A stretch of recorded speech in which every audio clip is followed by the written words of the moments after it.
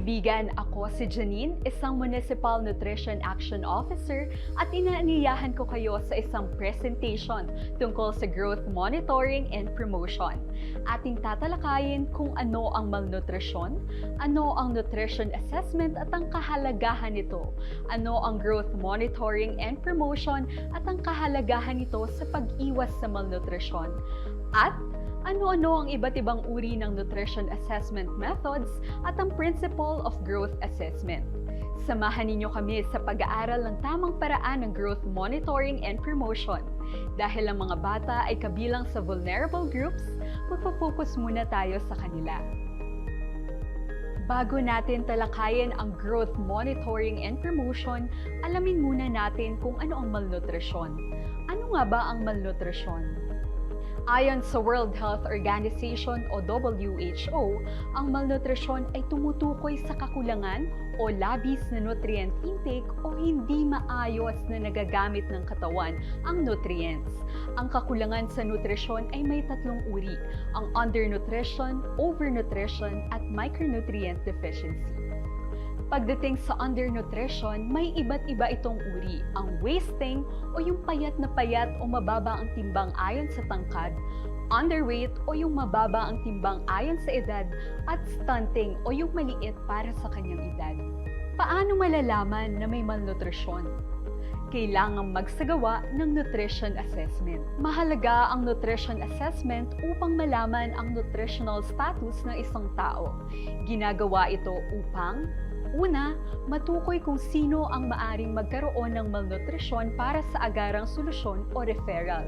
Ikalawa, pagtukoy sa mga malnourished para mabigyan ng sapat na intervention. Ikatlo, pag-detect ng practices na maaaring makapagpataas ng risk sa malnutrisyon. Ikaapat ay ang pag-track sa paglaki ng bata. At ang ikalima ay paggabay sa mga LGU sa pagpaplano at pagmamanage ng kanilang programa sa malnutrisyon. Mahalaga din na monitor ang nutritional status ng mga bata sa pamamagitan ng growth monitoring. Ang growth monitoring and promotion o GMP ay ang regular na pagsubaybay at pagpapaalala sa mga magulang o tagapangalaga tungkol sa kalusugan at tamang nutrisyon para sa mga bata. Layon nito na masubaybayan ang growth at development ng mga bata, lalong-lalo na ang mga batang 2 taong gulang pababa, sa pamamagitan ng pagsukat sa tangkad o haba at timbang at pagtatala nito sa growth chart na iahambing sa pamantayan o standards ng World Health Organization o WHO. Bakit mahalaga ang GMP sa pag-iwas sa malnutrisyon? Mahalaga ang GMP sa pag-iwas sa malnutrisyon sapagkat dito natin matutukoy ng mas maaga kung may problema sa paglaki ang isang bata at mabigyan agad ng intervention o ma-refer sa iba't ibang nutrition or health professional or worker. Importante ito lalo't higit sa pag-iwas sa stunting.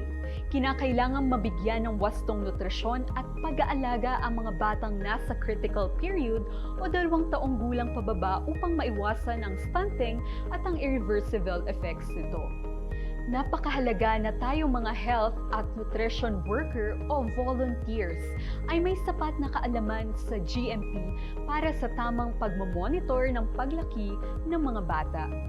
Sa pagsisikap na labanan ang malnutrisyon, lalo na sa mga bata, mahalagang magkaroon ng maagap at epektibong paraan ng pagtukoy ng pagbagal ng paglaki. Ang mga pamamaraang anthropometric, biochemical, clinical, at dietary ay ginagamit upang masukat at maunawaan ang estado ng nutrisyon. Mag-focus muna tayo sa anthropometric at clinical methods. Ang mga anthropometric method ay naglalaban ng mga sukat ng haba, tangkad, timbang, at mid-upper arm circumference ng isang tao. Ang mga sukat ay nag-iiba-iba ayon sa edad at antas ng nutrisyon. Maaaring gawin ito gamit ang portable, standard, at ang calibrated na mga kagamitan. Pero ano-ano nga ba ang attributes ng nutrition assessment? Una, ang timbang o weight. Ito ay tumutukoy sa sukat ng masa ng katawan o ng bigat. Ikalwa ay ang haba o length. Ito ay tumutukoy sa sukat ng taas ng batang edad 0 to 23 months habang nakahiga. Ikatlo ay ang tangkad o ang height na tumutukoy sa sukat ng taas ng batang edad 24 to 59 months habang nakatayo. At ang ikaapat ay ang mid-upper arm circumference o ang muwak. Ito ay tumutukoy sa circumference ng kaliwang braso na sinusukat sa pamamagitan ng siko at balikat. Ang clinical method naman ay ang pagsusuri ng nutrisyon sa pamamagitan ng physical examination para ma-detect ang signs at symptoms na maaaring dulot ng kakulangan sa micronutrients. Ang ilang halimbawa ng signs na dapat tingnan ay ang mga sumusunod. Una ay ang vital spots na tumutukoy sa kakulangan sa vitamin A. Ikalwa ay ang goiter na tumutukoy sa kakulangan sa iodine. At ang ikatlo ay ang pamumutla ng balat na tumutukoy sa anemia. Ang assessment na ito ay initial diagnosis para malaman kung may kakulangan sa micronutrients ang isang bata at agarang mai-refer ang mga bata sa primary healthcare facility para mabigyan ng agarang intervention. Sa tamang nutrition assessment ay natutukoy kung anong uri ng malnutrisyon, sino ang may malnutrisyon at nangangailangan ng intervention. Bago tayo magtapos sa session na ito, narito ang mga dapat nating tandaan. Una, ang nutrition assessment ay isinasagawa upang matukoy ang nutritional status ng isang bata. Ikalawa, mahalaga ang growth monitoring and promotion o yung GMP sa pag-monitor ng nutritional status. At ikatlo, mahalaga na malaman at makita ng mas maaga ang malnutrisyon upang mabigyan agad ng intervention.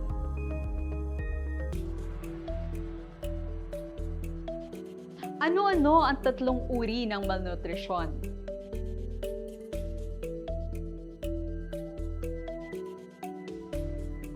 Ito ay ang undernutrition, overnutrition, at micronutrient deficiencies.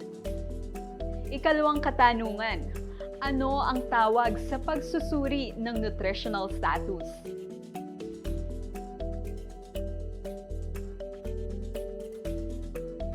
At ang sagot, nutrition assessment. Ikatlong tanong, ibigay ang 4 na attributes ng nutrition assessment.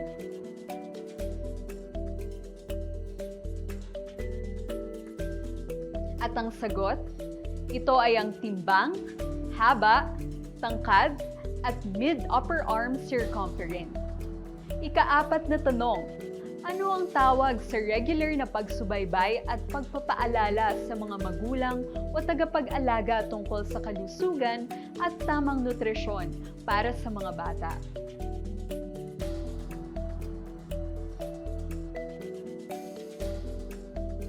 At ang sagot, ito ay ang Growth Monitoring and Promotion o GMP.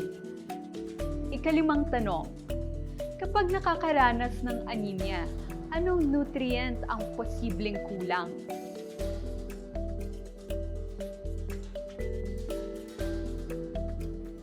At ang sagot, iron.